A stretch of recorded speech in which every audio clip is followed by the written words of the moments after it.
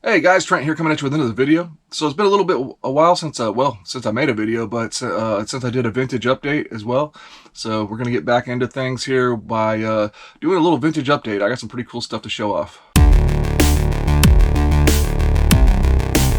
So welcome into my channel. If you like what you see, please like, comment, and subscribe for more great toy videos, 80s, 90s nostalgic videos, and things of that nature. Yeah, got some cool stuff, G.I. Joe, some knockoff stuff, and some other toy lines from the 80s. I've kind of like, I've shied away from starting to collect, and I think I'm just going to go ahead and pull the trigger and start a couple lines because I got some nice looking figures from those lines. So we'll check them out. Let's see what I got for my update. All right, first we'll cover some vintage G.I. Joe Real American Hero. Got some nice pieces here. First off, I won another, on auction, I got another Snake Eyes for parts, basically, and I was able to complete the broken right thumb.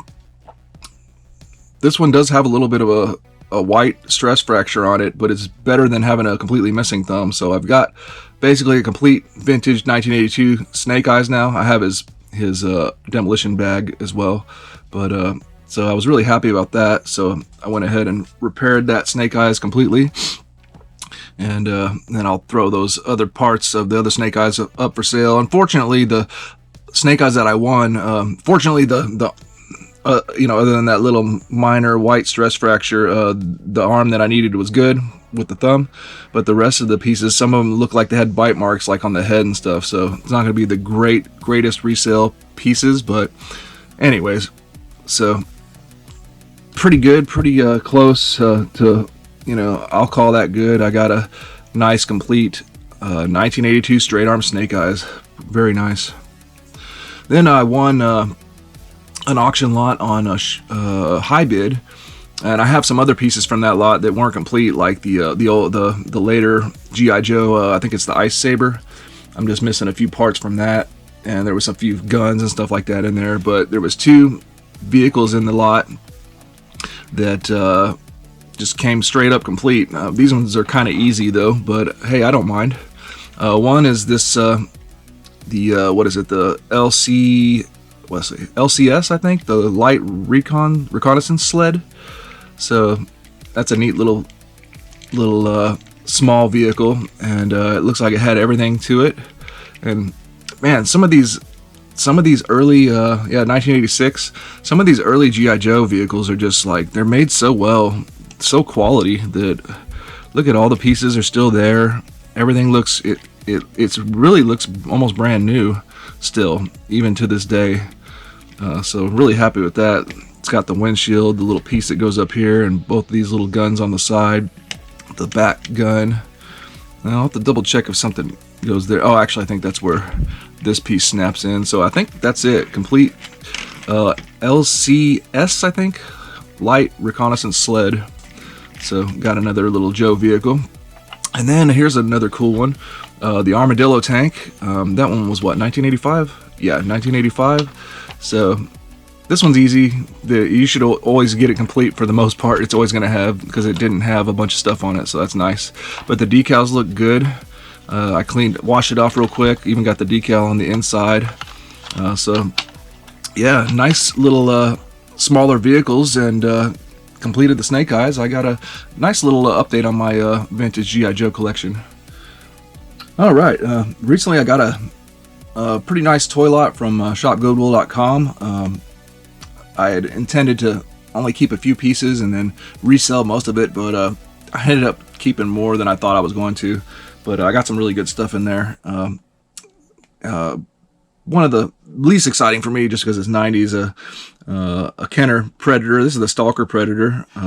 It's one I didn't have yet, so I'm going to throw it in my my Kenner collection of Aliens, Predator, and Terminator figures. I got a pretty nice amount. Missing a lot of accessories though. But this is a cool glow-in-the-dark Predator. It's pretty neat. The only thing with these figures is chances of finding the accessories is probably kind of slim, but we'll see. We'll see what happens. But there we go, Stalker Predator. All right, next from the lot we had a Rambo Forces of Freedom figure. It's the the hoodie version of Rambo, and he has his belt at least. Yeah, I have a few Rambo figures. I had got a bunch of nice ones in a lot not too long ago, so this is a version of the other version of Rambo that I didn't have though, so I'll throw that in there with my pretty much all accessory-less Rambo figures. I don't have many accessories to go with my Rambo figures, but there we go. We got the, I forgot what they call that version of Rambo, but I call him Hoodie Rambo, I guess. All right, here's a couple more figures. These are figures that I'm going to go ahead and pull the trigger and say I'm going to officially collect them. Two 80s awesome toy lines. I just previously had never... I had passed on keeping any of the figures or accessories, which is probably a mistake now, especially with the Visionary, because I had acquired some pretty good Visionary accessories at one point, but I sold them all. So anyways, we got a Visionaries figure here. I think his name is Leoric. He looks like he's in good condition, at least got the hologram on his chest. And I don't think that getting a lot of these accessories are too bad, so we'll see. I have one other Visionaries figure that Chris McClure gave me, so I'll hang on to this one, and I'll occasionally be on the lookout for some accessories for them. So Visionaries look cool. I mean, got to be the closest thing to G.I. Joe as far as the scale, you know, like, so very interesting. So I'll start that line. Yeah, and here's another one, another 80s cool looking toy line that previously I'd always passed on this line for some reason, but I got this figure. I think his name is Skeeto, and the condition is just really nice, so I said let me go ahead and start in with this figure because he's got his tentacles and everything. Generally speaking, I like the look of these figures, and I think they just hold up really nice, and he at least has his accessory belt, so that's cool. So we got a little something. I think he only has a couple other accessories and maybe like a beast that's supposed to go with him. So I said this is a good figure to start in on Sectaurs. So there we go. Two new lines that I'm going to be not reselling basically, you know, except for doubles and stuff like that. So pretty exciting. All right, runner up for craziest figure I've gotten recently. We've got, this is a pretty uncommon / rare Motu knockoff style figure.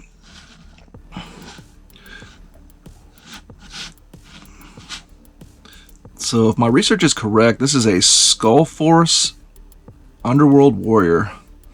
So they made a wave of figures that look like skinny like this, skeleton like, and it's kind of a cheapy looking figure, but it's definitely pretty awesome. He's supposed to have a couple accessories. I think those the chances of ever finding those accessories would be pretty much non-existent. The only example I saw of like some that sold on eBay was there was some that were on card that people bought. Other than that, I don't see one for sale, and I don't see any more that sold other than that one on card example. But pretty crazy looking Motu knockoff. Not my absolute favorite Motu knockoff style, but it's still pretty cool. All right, finally, last but not least, we got some crazy Motu knockoffs here. These are Gargoyle protectors. They're pretty insane. The only thing about these, the interesting thing to me, is that they're actually from the 90s. Kind of crazy that they were still reusing those style of molds. Although they do have a little bit of uniqueness to them.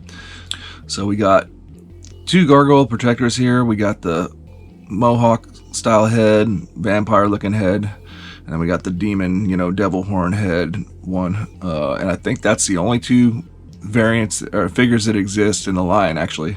So I think I have the entire line here. Now I understand there's different color variations of the same figures. Basically, you could have different color wings, you could have different color trunks, boots, gauntlets, and all that stuff. So I've got the Mohawk head one with the blue trunks here and some brownish gauntlets, and then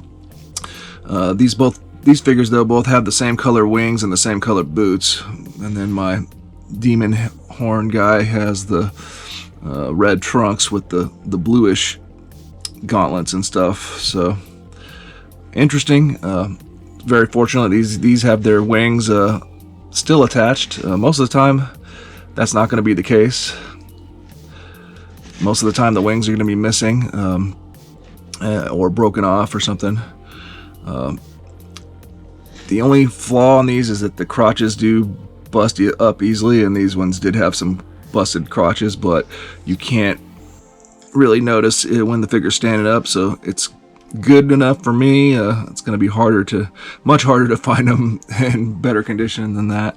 So pretty uncommon to at least find complete, if you will, Gargoyle protector figures. So that was like the biggest pieces I've got, that and that skeleton from my vintage collection recently. Of note, no, didn't get anything new for my vintage Motu this time, so I'm gonna have to work harder and see if I can score something new to add to my collection. It's getting harder though, unless I just go straight on eBay and try to just buy an individual accessory or something like that. But yeah, there we go. There's the insanity. Two crazy 90s Motu knockoff figures. Let's get all this stuff on the shelf and take a look. Alright, just threw that skeleton in there right here with a bunch of the Motu knockoffs right there. So that seems pretty cool. Oh, and yeah, my G.I. Joe, I put the snake eyes back, of course. But my G.I. Joe's kind of... Oh yeah, and those two vehicles I basically put in the water next to the hydrofoil. I need to do some figuring out on what I'm going to do. See, I got my Motu stacked on top of the headquarters there. I need to fix all this stuff over here, but you know, still enjoying the G.I. Joe. I just need to figure out some organization a little bit more. Oh yeah, those Visionaries. There, I added that other Visionary next to the one that I had from Chris McClure. But here's another one area I need to work on, because I got figures kind of blocking other figures out. I got, like, you know, the Supernaturals and some Inhumanoids and stuff back there, and Rock Lords that are being blocked out by the front row. So I have to figure that out eventually. And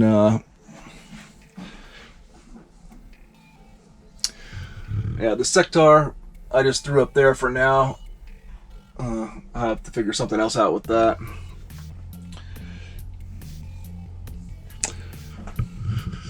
Oh yeah, here's my Kenner section over here. So I just threw that one Predator down there in the front for now. Everything needs to be reorganized. And then yeah, added that other Rambo figure in there with my other Rambo figures.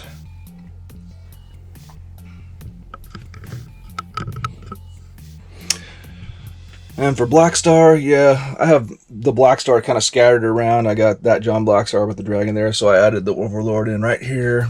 That other Blackstar figure over there. I have the one Birdman, then I got a row of some Blackstar figures right there. And then the only other figure, I had the other version of, I believe it's Gargoyle right there. Then finally, I really don't know where I want to put these guys, so I think I'm just going to put them front and center for now, right here, until I figure something out. My display area here and unboxing area is getting smaller and smaller.